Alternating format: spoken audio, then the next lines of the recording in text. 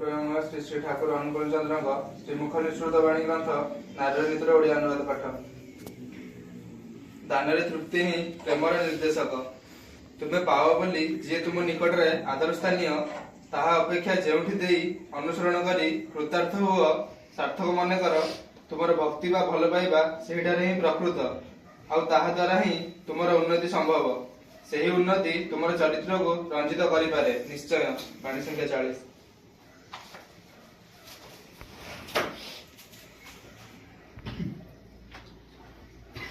परब्रह्ममय परमदयाल श्री श्री ठाकुर अनुकूल चंद्र श्रीमुख निश्रुत वाणी ग्रंथ शाश्वत ओडिया अनुवाद।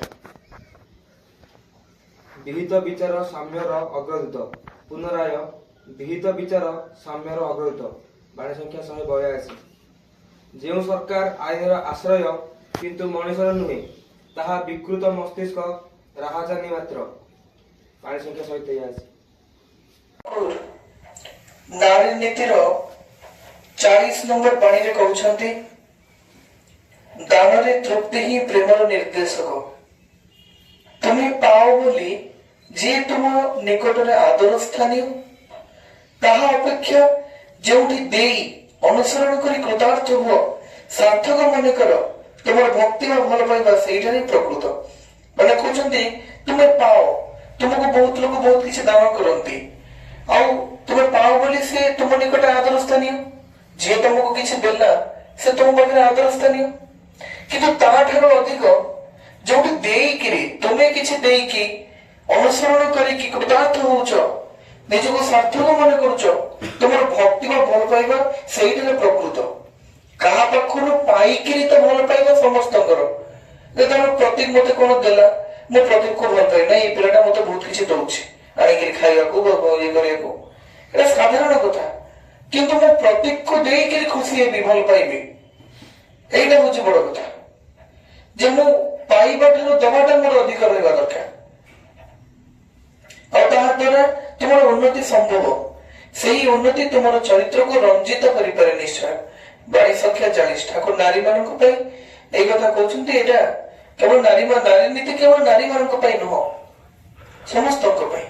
नारी मानक पई नारी नीति तो अछि यार किछि बाणी चलार साथी रे मध्ये देखा जाय एकरोड सही भलिया बाणी किंतु पुरुष मानक पई तो ये पाखरु ए जो गुण ए गुण को शिक्षा लाभ करबा पुरुष पक्षे भी निहाती उचित। शाश्वती ग्रंथर राजनीति अध्याय कहउछन्ती विहित विचार साम्यर अग्रदूत।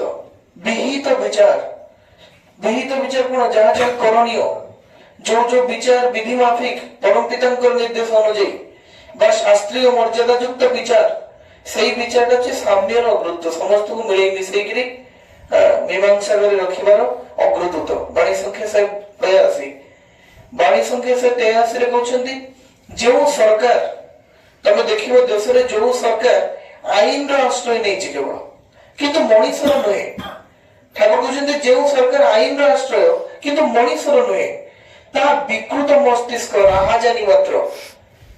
तमने से केवल आईन रो आश्रय नै कि गोटे रही छि कोनोसी गोटे पद मर्यादा रे रही छि आईन ताको अमुक पदवी देई छि से पदवी रे से बसी रही छि किंतु से मनुष्य पई किछि करूनी से जे विकृत मस्तिष्क जो राहाजानी डकायत से। वाणी संख्या 87।